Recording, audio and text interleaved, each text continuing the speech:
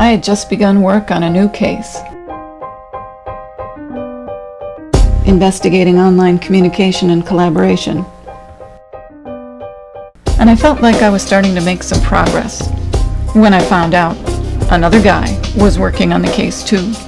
He was a researcher at a Swedish university, a public university, so I guess that makes him a public investigator. I'm an assistant principal at a private boarding school, so I guess you could say I'm more of a private investigator. I was pretty happy that I had enough data to turn in a report this week. Then I found out he had beat me to the punch. He had published a report on the case 2 years ago. But I worked hard on this case, and I think my research is pretty darn good.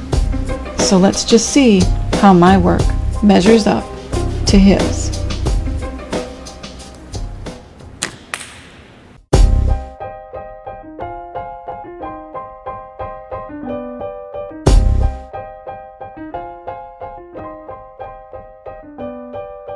Synchronous chat wasn't so good for generating and exploring ideas. Here's some field notes and screenshots. The flow was interrupted by sharing photos. I wanted input from Fran, but she was not responding. I would get into my own flow of building and then have to stop it to check with Fran. The fact that we could not watch one another doing the task made explaining our actions to one another difficult. For the synchronous chat, generation and exploration of ideas gets a thumbs down. Not enough uninterrupted time and not enough meaningful communication. Motivation and engagement gets a thumbs up.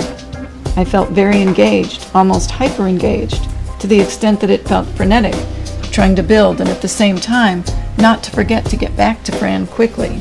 Both of us mentioned feeling rushed. Angel crashed, and I was in a big hurry to get back on because I didn't want Fran to think that I had hung up on her. We stayed engaged and motivated through 2.5 hours, and we got the job done.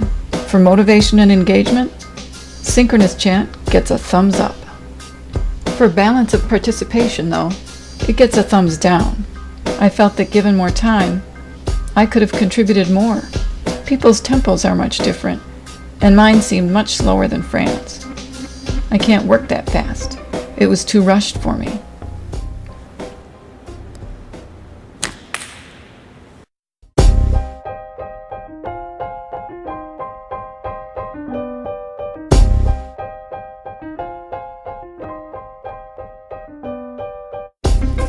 For generation and exploration of ideas, asynchronous chat gets a thumbs up.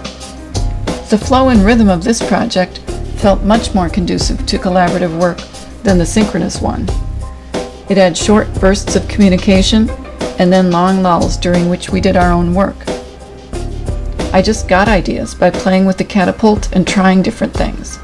I thought the films were an excellent method of communicating because I could talk to Helen as if I were there and demonstrate my thinking.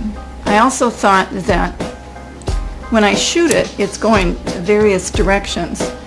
And if I made tech issues weren't a problem like they were in the synchronous one, if there was an issue, I could always come back and post later on. Because there was the expectation of asynchronicity, the lulls were not bothersome the way they were in the synchronous chat.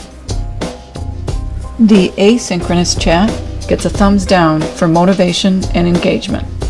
As comfortable as this format was, I think because of the slow pace, we might not have accomplished as much as we could.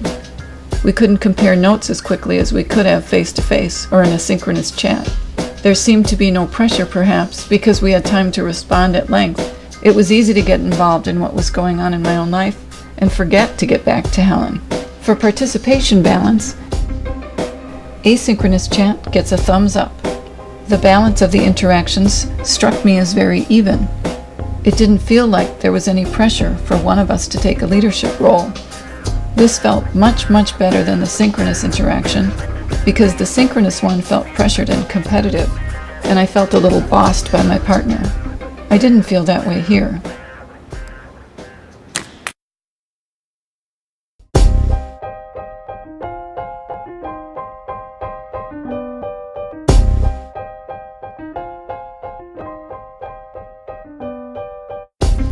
Face-to-face gets a thumbs up for generation and exploration of ideas.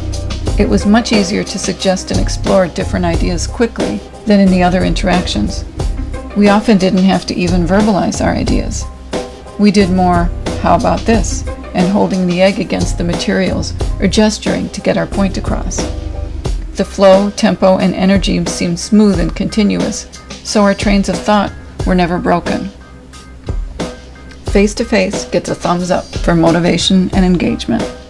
We stayed motivated and engaged for over 2 hours, with the materials all right in front of us, and with us watching each other as we tried different things.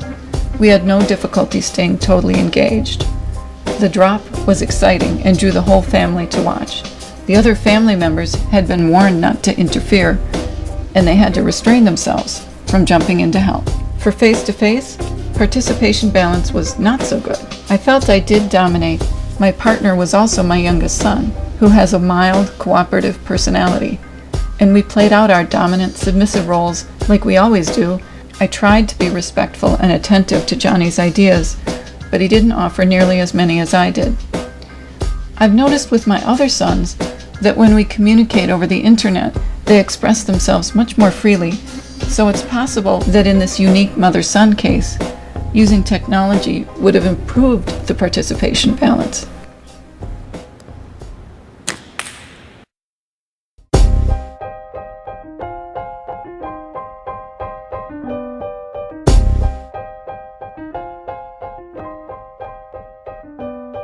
So, how did my results measure up to the Swedish professors? The answers we came up with were remarkably similar. Here's what he said. Synchronous e-learning may be essential as support for students to get to know one another and for planning the tasks at hand. However, when discussing complex issues in which time for reflection is needed, it seems preferable to switch to asynchronous e-learning. So I think between the two of us, the Swedish professor and I have got the case cracked. I'd say he and I agree that synchronous and asynchronous social networking technology is an important tool for giving more people access to learning and for sharing new ideas and the joy of learning across time and space. You just have to use the right technology in the right context.